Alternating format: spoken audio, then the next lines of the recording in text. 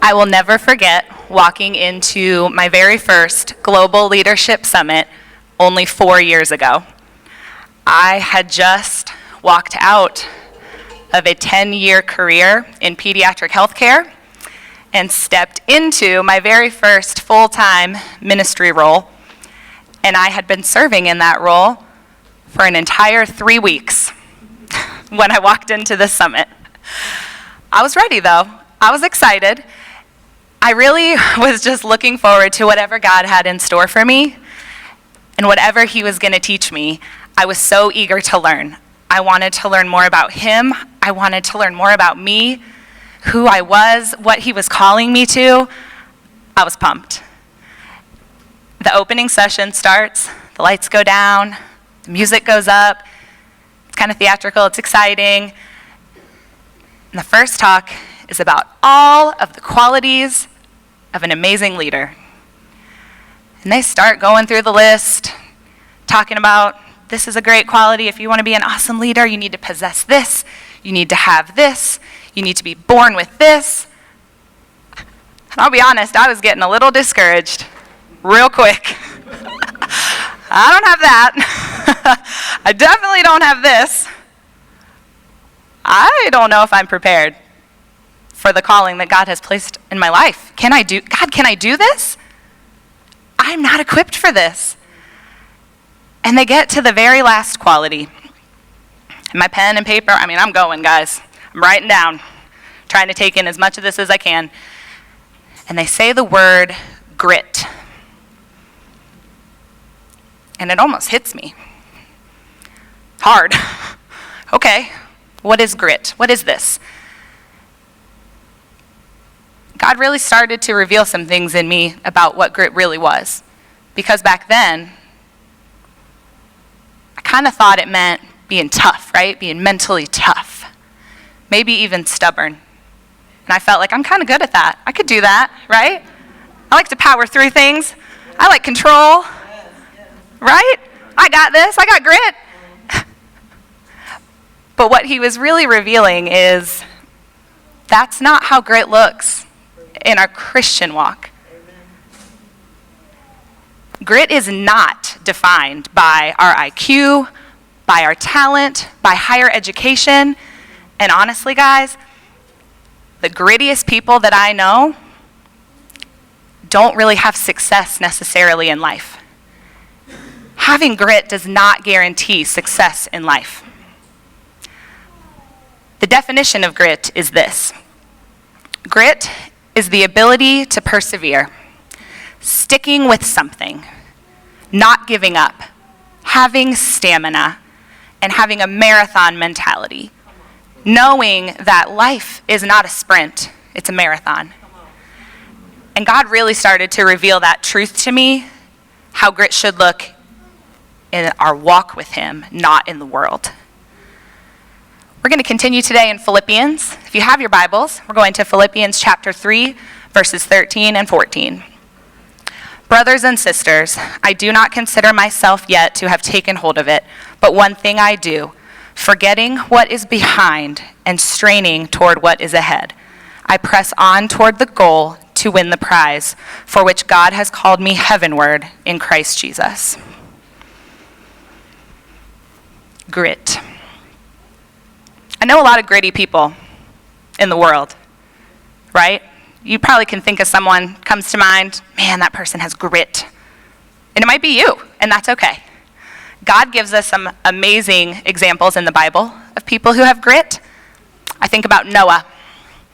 Noah built an ark while waiting for the fulfillment of God's promises. Church, that man was out there building a giant boat for a really long time, and it hadn't even rained yet.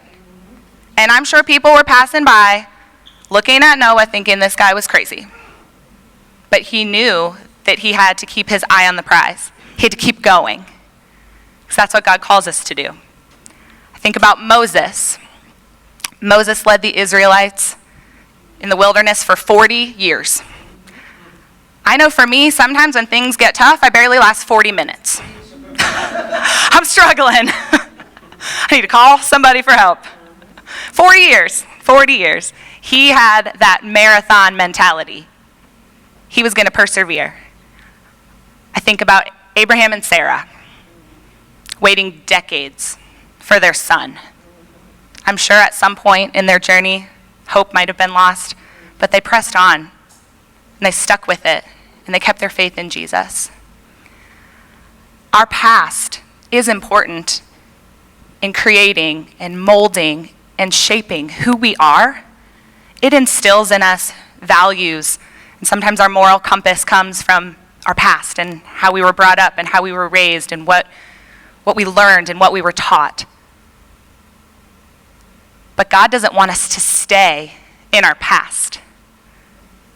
He has given us a prize to look forward to. And church, that prize is eternity with him. We do not have to stay here. We're going somewhere. There's a journey. And church, he does not promise that this journey is going to be easy. In fact, when we look at people with grit, they have often lived the most difficult lives on paper. They've gone through trial, tribulation, heartache, pain, suffering, because church, grit is forged in the fire. We cannot have grit without walking through something. And we don't do it alone. Grit isn't something that we just get. God gives us the ability to stick with things. He gives us that grit. He walks with us. We read in Isaiah chapter 43, verses 1 through 3, "Do not fear, for I have redeemed you. I have summoned you by name. You are mine. When you pass through the waters, I will be with you. And when you pass through the rivers, they will not sweep over you. When you walk through the fire, you will not be burned. The flames will not set you ablaze, for I am the Lord your God." It doesn't say if. It doesn't say if we pass through these waters, if we walk through fire. It says when. When we sign up to live a life following him, we do sign up for the journey, whatever that looks like. And church, it sometimes gets messy. That doesn't sound fun to me.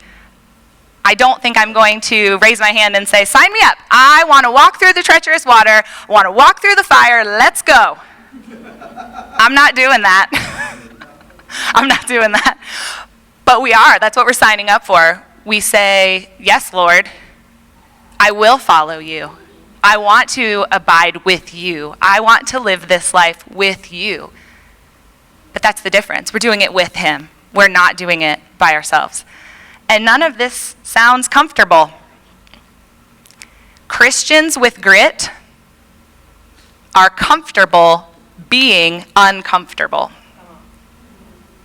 I'm going to say that again. Christians with grit are comfortable being uncomfortable.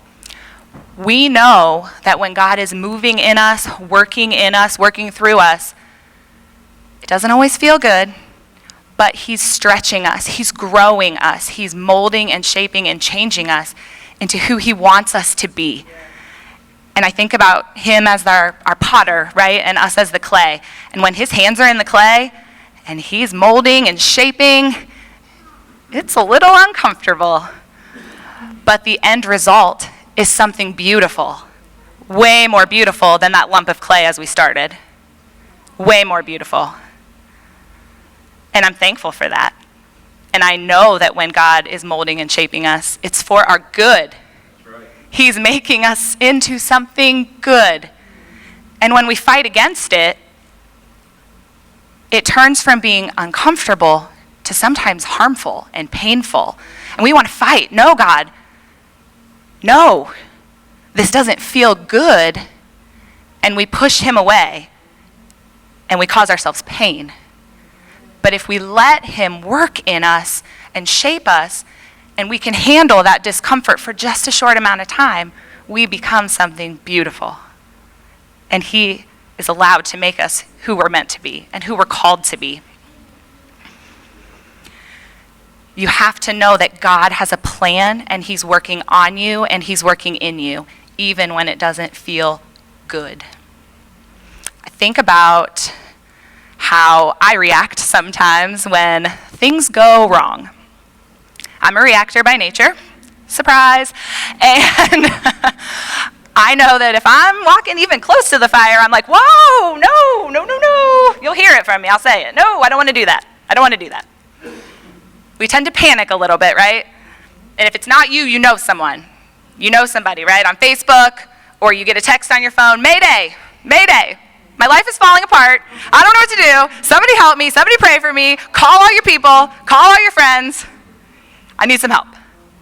And yeah, I have a group text on my cell phone, group of ladies that if I'm in a struggle, I'm immediately calling them up. Ladies, I need some advice. Please help me. And that's our flesh reaction. Our human reaction is to kind of panic. Something's not quite right. I don't like this. And I look at Daniel. Daniel was put in a lion's den. I have never been in such a dangerous situation in my life as being faced with hungry lions and no way out. Daniel did not pick up his cell phone. He didn't get on Facebook. He didn't have that chance to panic and call a mayday for his friends. Daniel slept in the lion's den. He took a nap. He relaxed because he had faith and he had trust in God, knowing that even if that was the end for him, he was going to serve God anyways. Even if that was it, he had enough faith in God that he was just going to be.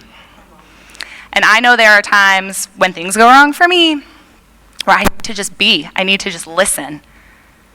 And I need to just hear from God and not react in my own flesh. Christians with grit are either up or they're getting up. They don't stay down. Church, we're gonna fall. I fall 10 times in a day some days. But Christians with grit, we don't stay down there. We're getting up. We're already up. We stay up. God knows we're gonna fall again and again and again. The awesome thing about God is that he doesn't expect perfection from us, but he does want us to be persistent. Keep getting up. Keep getting up. Don't stay down. We're going to struggle, and sometimes the struggle is going to be a fail. And he knows that. He knows that. Christians with grit need to stay focused in spite of our pain. And this is a hard one, church. This is a hard one for me. Life is not easy, and sometimes it downright hurts. It hurts us. It crushes our spirit. Sometimes it hurts us physically. Sometimes it hurts us financially. And it's not easy. But we need to stay focused on the end goal in spite of that pain. The enemy, his job is to distract us from that end goal. He wants to muddy our waters. He wants to cause turmoil and mess and confusion for us. But our real goal is heaven. And if we keep our eyes on that prize, we can get through the mess of today a little bit easier. I heard this once. Suffering produces endurance. Endurance produces character. And character produces hope. I love the word hope. Hope doesn't say that we have to be okay with today. Hope doesn't say that I'm okay right now. Hope is something we can look forward to. Hope is something coming, not necessarily something that is happening. So even if we know we're not going to win the next battle, we can have hope that there's another one coming. We're going to get another chance. We're going to stand back up because we're not staying down. And we have to stop looking at God situationally. God is not a situational God. He's bigger than all of our problems, even though our problems are very real and they feel very big. Think about Job. Does anybody else make that face when they think about Job? Like, oh, poor Job. I kind of just feel bad for the guy, right? He loses everything. His entire family, his possessions, his health starts fading. Job had a bad day. Job had a rough time. And I can be very guilty of having that why me mentality. God, why? Why am I going through this? Why does it have to be me, and why does it have to be this? And all of these qualities of Christians with grit,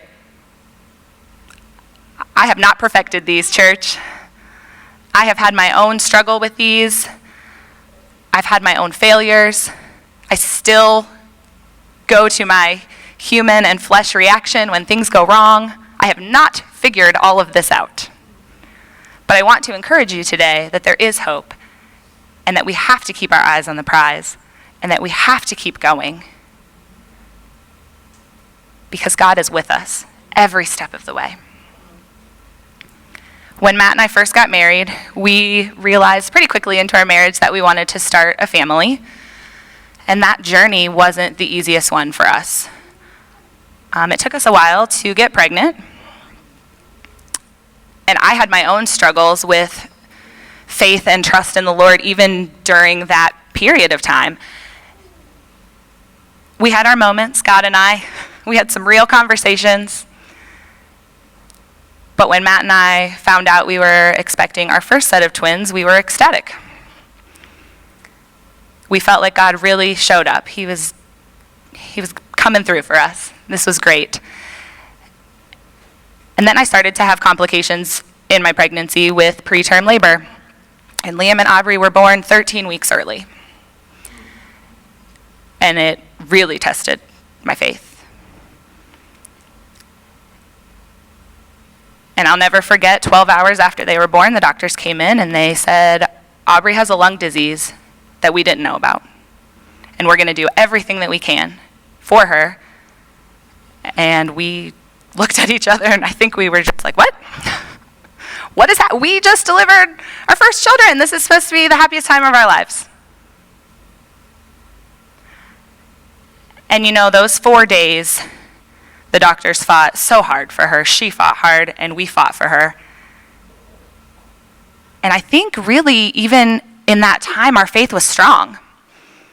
We really looked to the Lord and trusted and believed that he could miraculously heal her, that he had us, that he could do anything. We believed in that wholeheartedly. And ultimately, 4 days later, she was called home to be with him.